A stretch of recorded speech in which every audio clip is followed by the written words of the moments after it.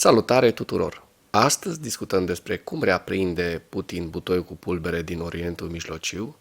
Spun reaprinde pentru că predecesorii lui Putin, cei sovietici, au inventat și finanțat problema arabă împotriva statului Israel. Și mai discutăm despre câte avioane se presupune că au ajuns în Ucraina. Uitați-vă, așa arată un om urât și rău, din toate punctele de vedere. Dar ce zic eu, om? Este Putin un om? Institutul pentru Studiul Războiului spune că Putin mărește justificarea agresiunii iraniene împotriva Israelului.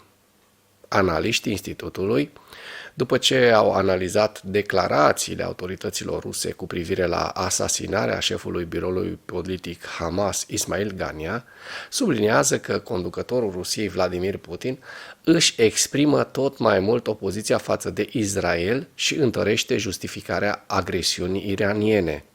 Purtătorul de cuvânt al Kremlinului, Dmitro Peskov, a declarat că Israelul a lansat lovitura care i-a ucis pe Gania la Teheran pentru a perturba eforturile de a aduce pacea în Orientul Mijlociu.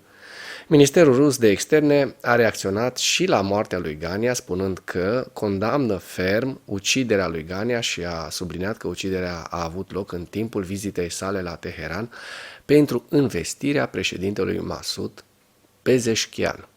Analiștii notează că Ministerul Afacerilor Externe al Federației Ruse nu a învinuit în mod direct Israelul, dar au declarat că organizatorii acestei crime politice erau conștienți de consecințele periculoase pe care moartea lui Gania le-ar avea pentru întreaga regiune. Decizia Rusiei de a acuza public Israelul de destabilizarea perspectivelor de pace în Orientul Mijlociu și de a amenința indirect Israelul cu consecințe periculoase demonstrează disponibilitatea tot mai mare a Rusiei de a se alia politic cu Iranul pe fondul aprofundării cooperării militare ruso-iraniene. Raportul indică faptul că Putin și-a exprimat din ce în ce mai mult opoziția anti-Israel de la începutul războiului Israel-Hamas și a intensificat semnificativ operațiunile de informare menite să justifice agresiunea iraniană împotriva Israelului, inclusiv rachete la scară largă și atacuri aeriene împotriva Israelului în aprilie. Ziua 890 a războiului din Ucraina.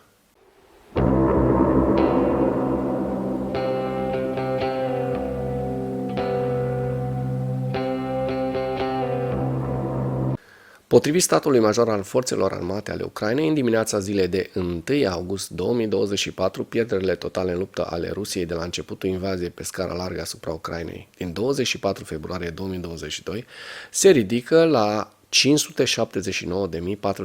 de militari. În ultimele 24 de ore, Rusia a înregistrat pierderi semnificative pe frontul din Ucraina, între care 1370 de militari, 9 tancuri, 42 de vehicule blindate de luptă și încă 33 de sisteme de artilerie. Surse ale agenției Bloomberg au raportat că primul lot de avioane de luptă F-16 au ajuns în Ucraina. Sursele agenției au spus că aliații occidentali au promis că vor livra primele F-16 până la sfârșitul lunii iulie și au respectat acest termen. Potrivit acestora, numărul de avioane este mic. Interlocutorii lui Bloomberg nu au precizat dacă piloții ucraineni care au fost instruiți să piloteze F-16 vor putea folosi imediat avioanele de luptă transferate sau dacă va dura mai mult timp. Normal, pentru că este secret. Mass media a scris anterior că Ucraina se așteaptă să primească 6 avioane F-16 de la partenerii occidentali în această vară și un total de până la 20 de avioane până la sfârșitul anului. Eu zic că este vorba de o escadrilă pentru că cu 6 avioane nu prea ai ce să faci. Dar e bine că oficialii nu sunt slobozi la limbă cu astfel de informații, poate vom avea parte de surprize plăcute pe front. Pe 10 iulie, liderii Statelor Unite ale Americii, Danemarcei și țărilor de jos, Joe Biden, Mette Frederiksen și Dick Schoof, care conduc coaliția F-16, au confirmat că Ucraina va primi primul avion F-16 în cursul verii. Aceste avioane de luptă vor fi echipate cu arme americane în cantități suficiente, a scris The Wall Street Journal. Să sperăm că vor face o treabă bună în Ucraina și vor proteja cât mai mult cerul ucrainean de invazia rusească.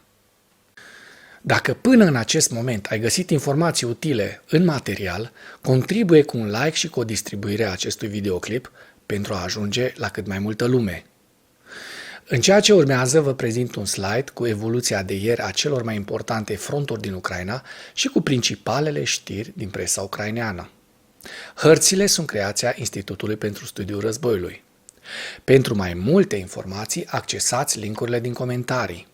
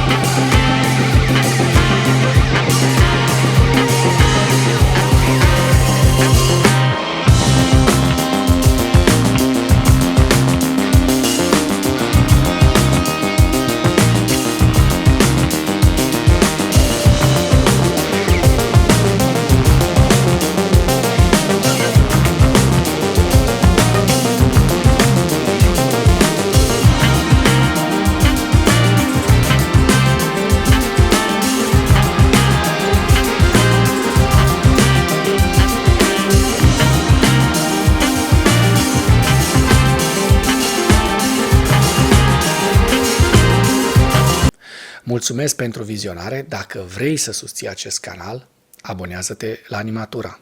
Apreciez mult asta.